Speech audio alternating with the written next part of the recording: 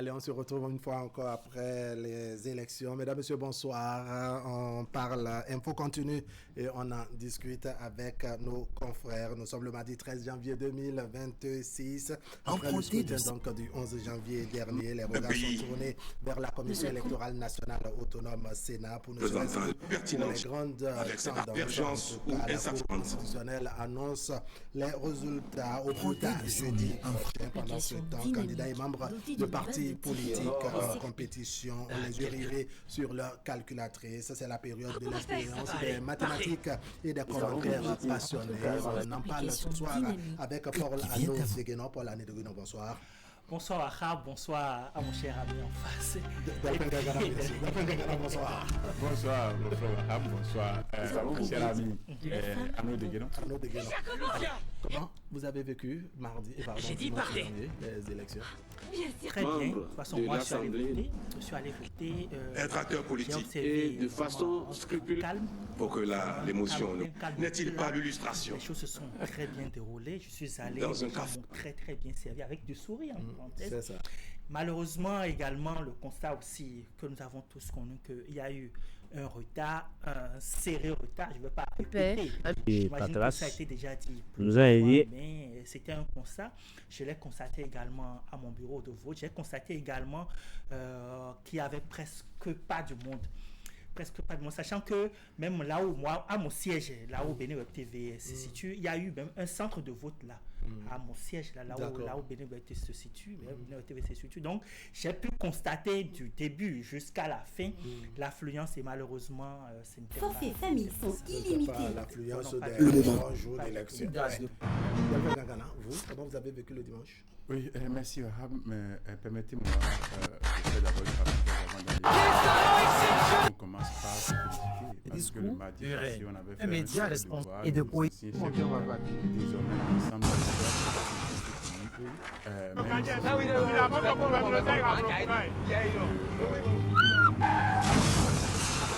chef d'État, le patriarche aux côtés de l'actuel.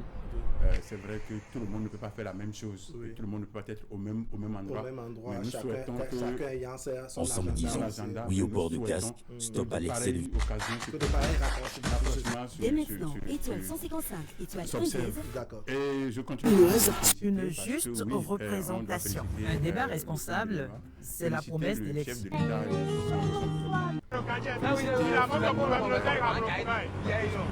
Et de cohésion nationale. Oui, vu l'environnement politique, l'environnement qu'on a malgré ça, on a pu tenir les deux agendas importants du mois de janvier sans qu'il n'y ait incident ou sans qu'il n'y ait violence. On doit pouvoir se féliciter pour dire oui, ce peuple est vraiment un peuple de paix et puis vraiment amoureux de la démocratie. Oui, les élections, aucune œuvre humaine n'est parfaite. On a organisé les élections. Mais nous sommes déjà des retraités en matière d'organisation d'élections parce que de 90 à maintenant, ça fait 35 ans. C'est un long parcours, après tout. Un long parcours. Ce n'est pas beaucoup, mais en tout cas, c'est un long parcours. Donc, c'est pour ça que je dis oui, aucune œuvre humaine n'est parfaite. Mais il y a certains ratés qu'on ne peut pas continuer à observer vu notre vieillesse. Parce que l'expérience, c'est la somme des échecs. Ce n'est pas là où vous avez reçu qui est expérience, c'est la somme des échecs. Donc, si on avait fait la somme des échecs de 90 à 2025, 35 ans après, il y a des choses qu'on ne devrait plus constater. C'est vrai qu'il n'y a pas de violence, mais il y a certains manquements qu'on ne devrait plus avoir. Ah bon, qu'est-ce qui vous a découragé dans l'organisation ou le déroulement du scrutin? Oui, on peut constater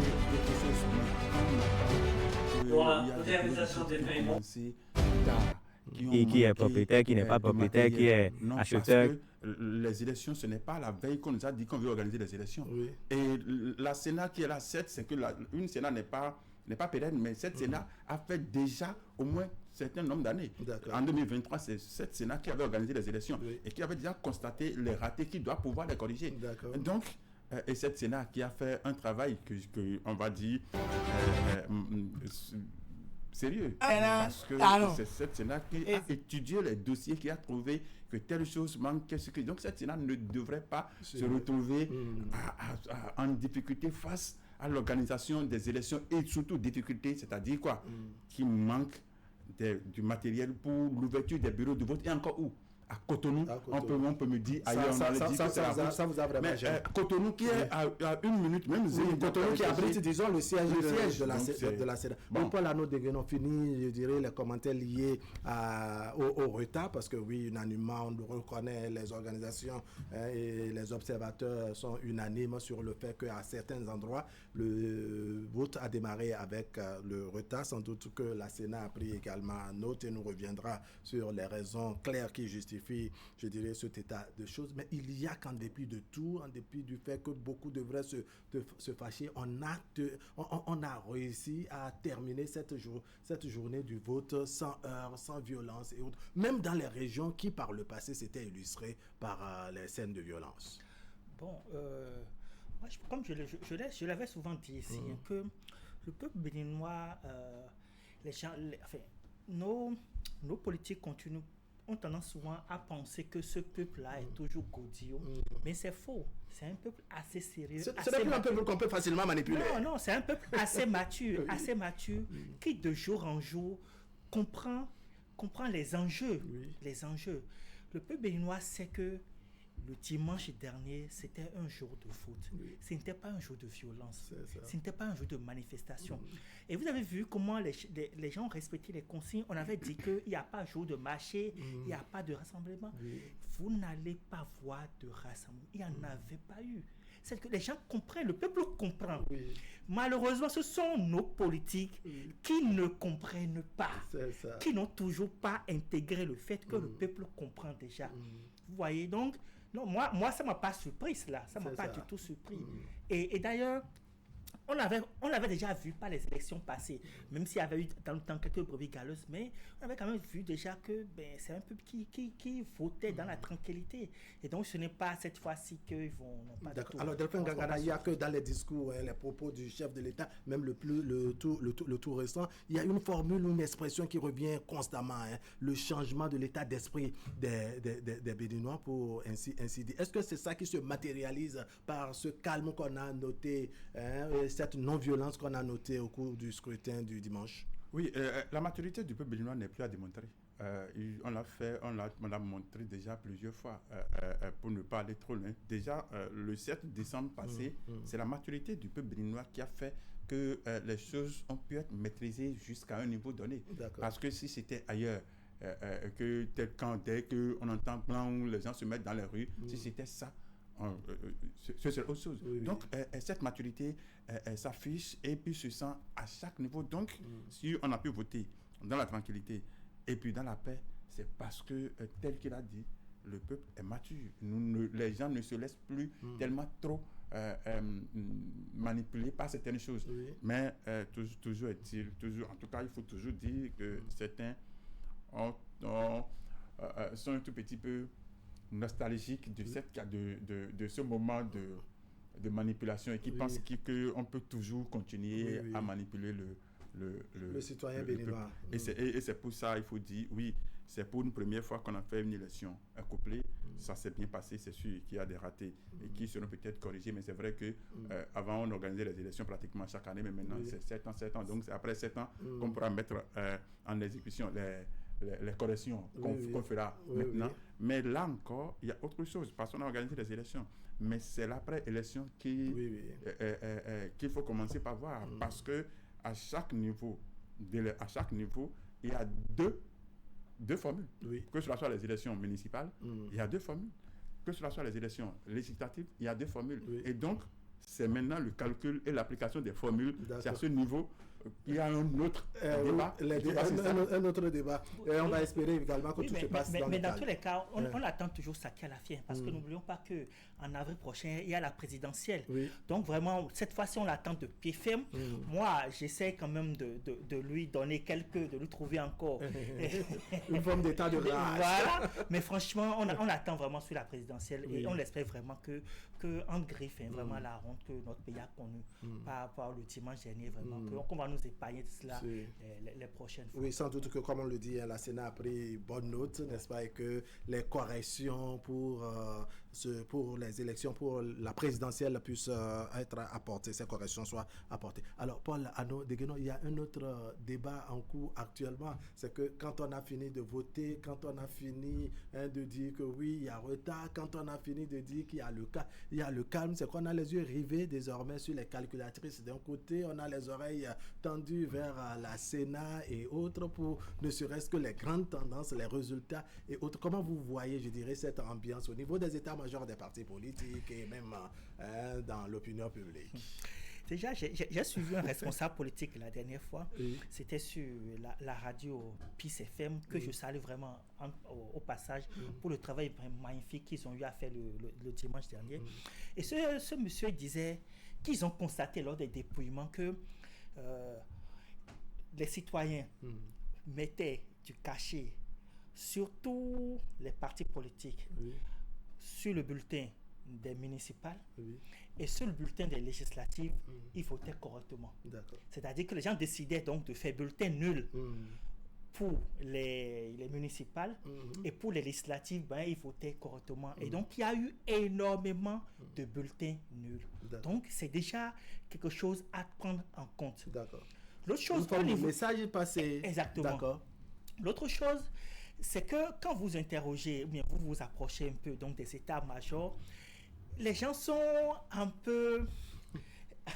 En tout cas, les gens sont dans l'attente, dans une vraie attente. Certes, ils ont déjà les chiffres. Moi, j'en ai aussi mes chiffres à mon niveau. Mais les gens sont toujours dans l'attente, sachant qu'on a appris, la Cour déjà qui a dit que, quelle que soit la situation, qu'elle va prononcer ses résultats d'ici jeudi. Vu ce qui s'est passé avec la Sénat, on se demande si elle va pouvoir vraiment aller au rythme de cette cour-là. Donc, vraiment, il y a cette attente-là. C'est une angoisse qui est en train de se créer. D'accord. Delphin Ngangara, vous voyez les choses de la même manière. La Sénat qui annonce ses résultats d'ici jeudi, alors que la Cour, j'allais dire, la Cour constitutionnelle qui annonce les résultats d'ici jeudi. La Sénat ne s'est pas encore prononcée. Or, par le passé, les résultats de la Sénat précèdent souvent ceux de la Cour constitutionnelle. Comment vous voyez cette ambiance d'abord? Il faut dire que je me sens un tout petit peu, en tout cas je suis révolté. Vous savez pourquoi je suis révolté? Vous savez pourquoi? Et je vais vous le dire. Je fais partie... Pendant qu'on clame la paix. Oui, bon, non, révolte ce n'est pas pour... C'est une révolte non violente. Non violente. Simplement parce que il y avait pratiquement moins d'un an, et puis j'avais dit, et puis je ne sais pas pourquoi, nous ne voulons pas évoluer avec le temps. Sur certains domaines, nous refusons d'évoluer avec le temps.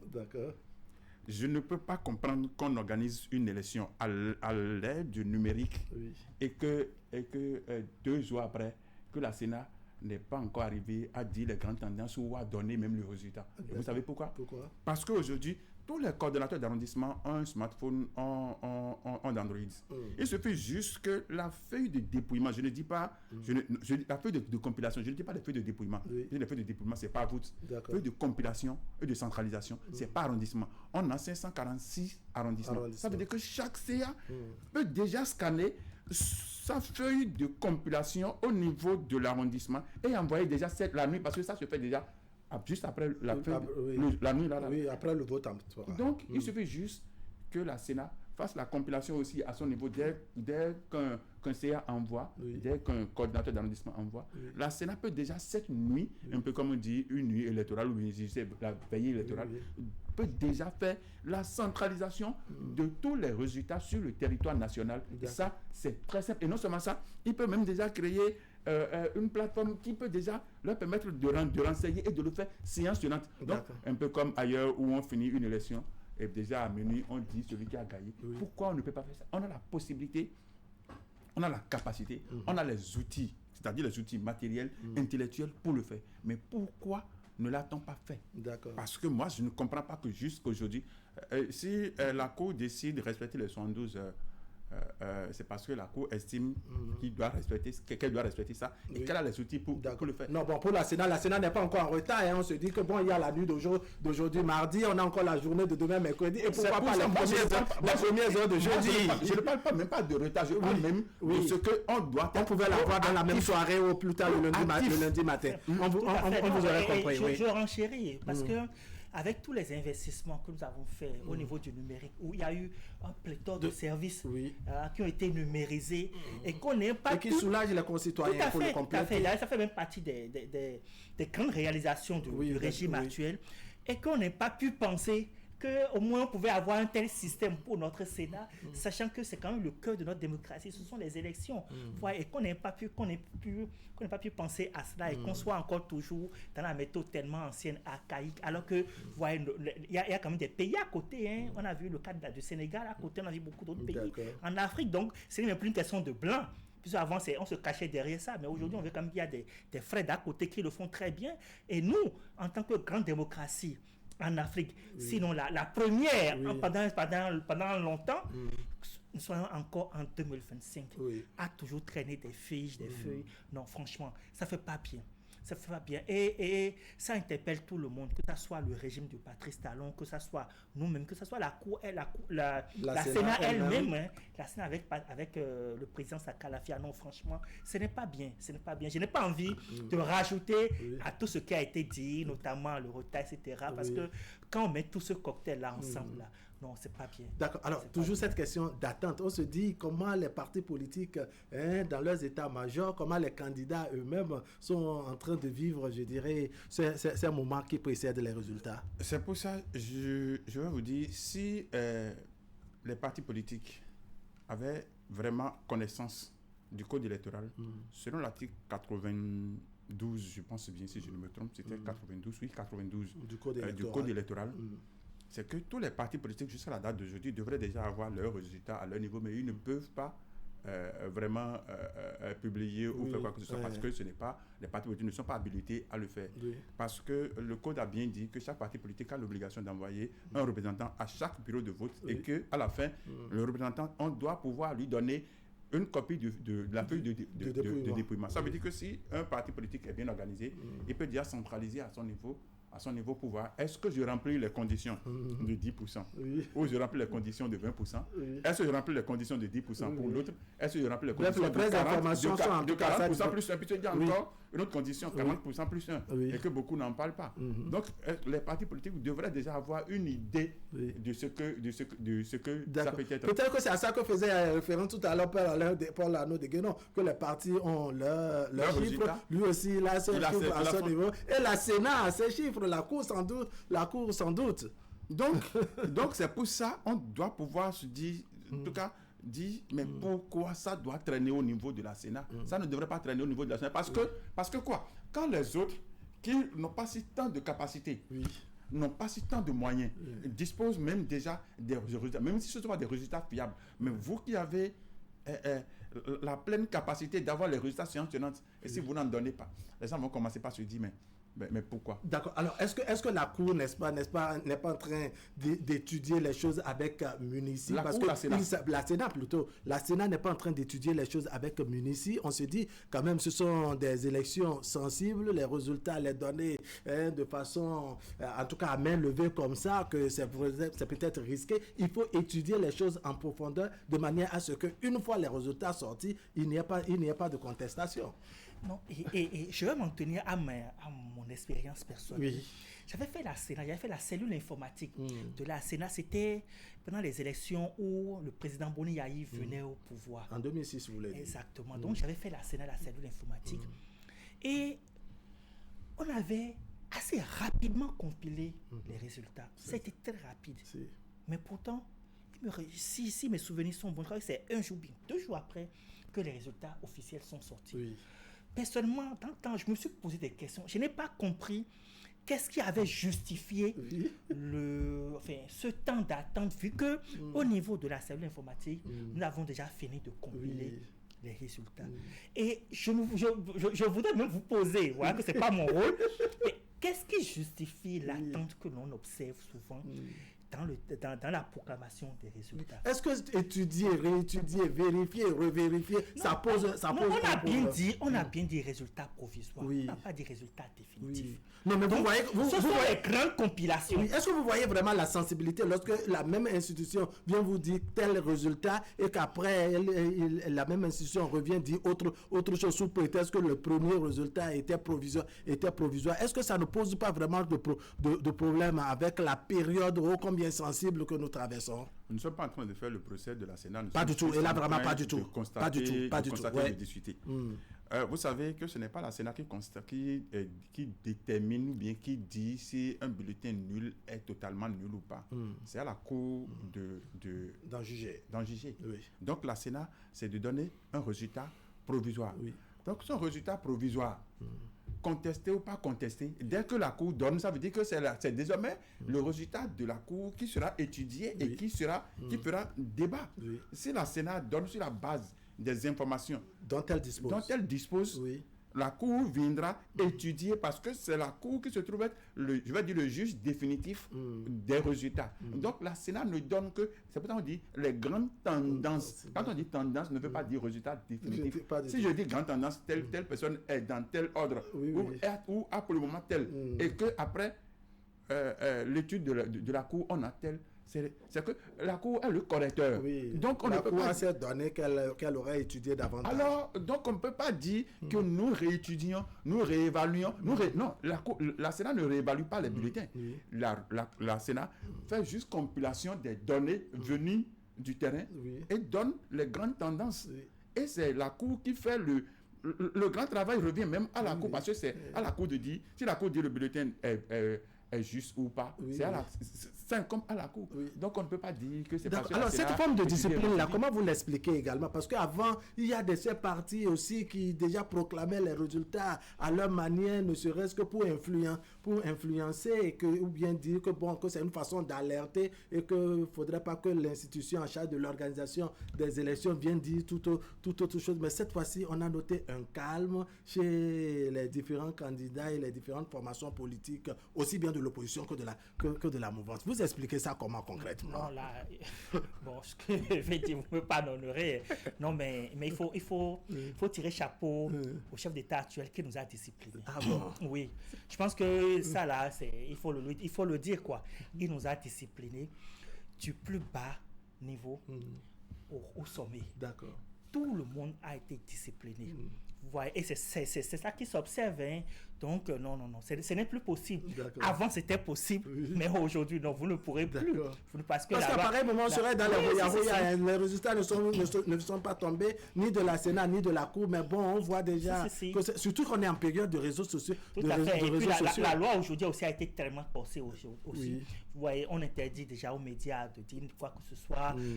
Non, la loi est tellement dure, très stricte aujourd'hui, donc vous ne pourrez plus faire n'importe quoi. Et il y a le bâton qui est là aussi. Donc, non, je crois que chacun s'est discipliné, on s'est autodiscipliné. Je crois que c'est un peu ça. Vous expliquez ça comment? Oui, non, la loi, on vote la loi pour corriger des insuffisances, pour préparer le présent, en tout cas pour régler le présent et préparer le futur. Et puis une loi, c'est toujours à partir des constats. On a pris exemple sur certains pays où très tôt, certains se sont déclarés vainqueurs d'une élection, sachant bien qu'ils ne sont vraiment pas vainqueurs et que ça a créé... Et qu'ils ne sont pas habilités à proclamer eux-mêmes les résultats. Et que ça avait créé vraiment de difficultés dans ces pays. On a vu du désordre. Donc, nous sommes partis de ça pour dire il ne faut pas tolérer ça. Parce qu'aujourd'hui, c'est interdit. C'est interdit et interdit. Et non seulement ça, si vous le faites... Et on a réussi à l'interdire. On a réussi à l'interdire. Parce que, comme il a dit, on nous a disciplinés. C'est ça. Et donc, les gens ont compris que si je le fais, le bâton est là. Donc, on dit le début de la sagesse, c'est la peur du gendarme. Donc, aujourd'hui, on se dit, il ne faut pas le faire. Si vous ne le faites pas à votre téléphone, vous envoyez même un message, des jours après, vous serez rattrapé. Donc, du coup, les gens ont compris qu'il ne faut plus le faire. Mais maintenant, on doit pouvoir demander à l'institution habilitée à le faire.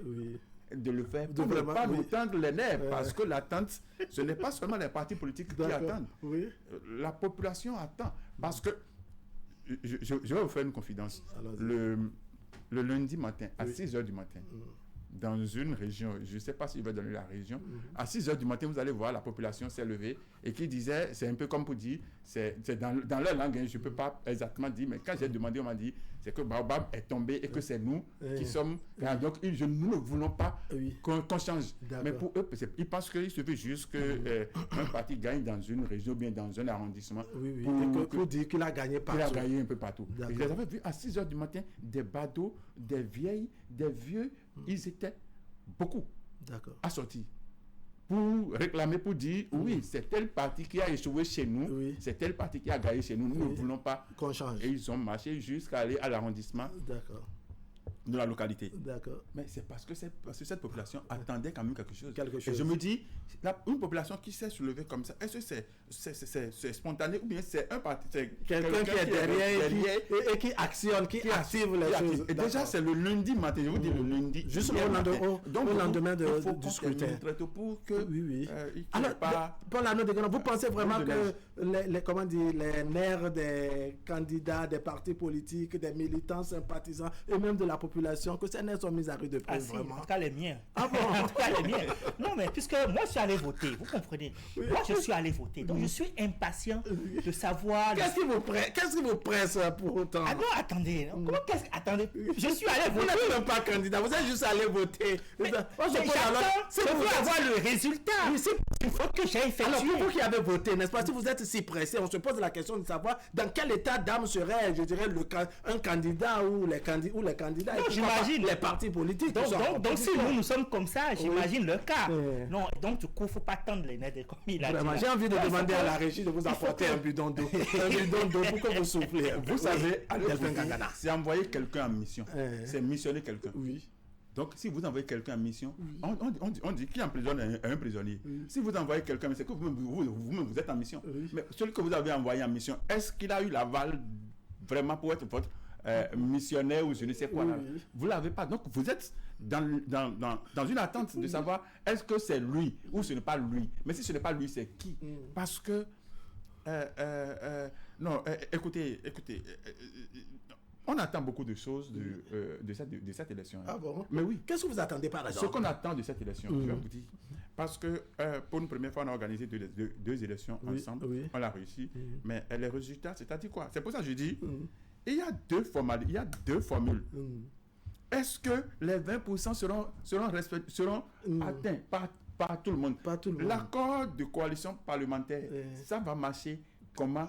Dans le cas où, si on n'a pas plus de deux partis politiques qui arrivent à avoir 10%, ou si on a 3 partis politiques qui sont arrivés à avoir 10%, et que le troisième n'a pas fait accord, comment ça va se passer? Et si les deux n'arrivent pas dans une circonscription à remplir la condition de la somme des deux qui donnent 20%, comment ça va se passer? On attend, parce que c'est une expérience, nous attendons beaucoup de ça. C'est pour ça que je dis, on attend suffisamment. Parce que je crains que vous ne trouvez que la Sénat veut créer des candidats, veut donner de l'ABC à beaucoup de personnes. C'est pour ça. Il faut que ça se passe très vite, qu'on envoie ceux qui vont faire l'ABC à Chic pour aller se faire soigner et qu'on continue. Donc il faut pas, parce que si on garde trop, 2 égale 3. Donc il faut qu'on fasse très tôt pour que les nerfs se calment. D'accord. À quoi faut-il s'attendre à l'heure actuelle selon vous, Paul Arnaud Degueno? Que la Sénat nous livre très vite les résultats. Moi, j'aurais vraiment aimé que dès demain, demain soir. Qu'on vous soulage. Oui, vous avez vraiment envie de respirer. Non, j'y tiens mon droit. Je le revendique. Donc, déjà dès demain soir, franchement, que la Sénat nous montre vraiment quelle est la 23 94. Porte Novo 0. C'est une Sénat qui ne change pas. Ça fait un bon moment qu'il est présent de cette Sénat-là. Donc, il nous montre vraiment qu'il est à la hauteur de l'argent du contribuable. Et qui peut vous permettre de respirer. C'est très important apparemment. C'est à ça qu'on attend et que j'espère également aussi que les résultats vient conforter chacun dans sa position. Dans sa position. Voilà, dans sa position. Donc, en vigueur, et veillons à l'autre. Les calculatrices, les commentaires. Delphine Gangana est là, ce serait votre mot de conclusion. Oui, parce qu'on a soulagé la tâche à la Sénat, donc il faut que la Sénat nous soulage la tâche. Parce qu'avant, c'était des vingtaines, des trentaines de partis politiques qui allaient aux élections. Et non seulement ça, des gens vont aux élections, même dans une circonscription, sans élection nationale. Mais aujourd'hui, c'est 5 partis politiques qui participent aux élections. Pour les 3 partis, voilà, pour les communales, c'est 3 partis. 3 partis. Pour les autres, c'est 5 partis. Parti d'une ensemble, contribuons à 5 partis politiques. Donc, on a diminué suffisamment la tâche à la Sénat. Donc, il faut que la Sénat diminue notre... Allez, merci beaucoup à Boris et à Francis Kwaku au niveau de la réalisation. À vous qui êtes venus sur le plateau, Paul Arnaud Degueron, merci beaucoup. Delphine Gangana, merci beaucoup. Mesdames, Messieurs, ce serait tout pour aujourd'hui. Merci de nous avoir suivis. L'information continue sur Canal 3 Bénin. Tout à l'heure, à 23h, vous avez la rediffusion et demain, autour de 10h30. Allez, portez-vous bien.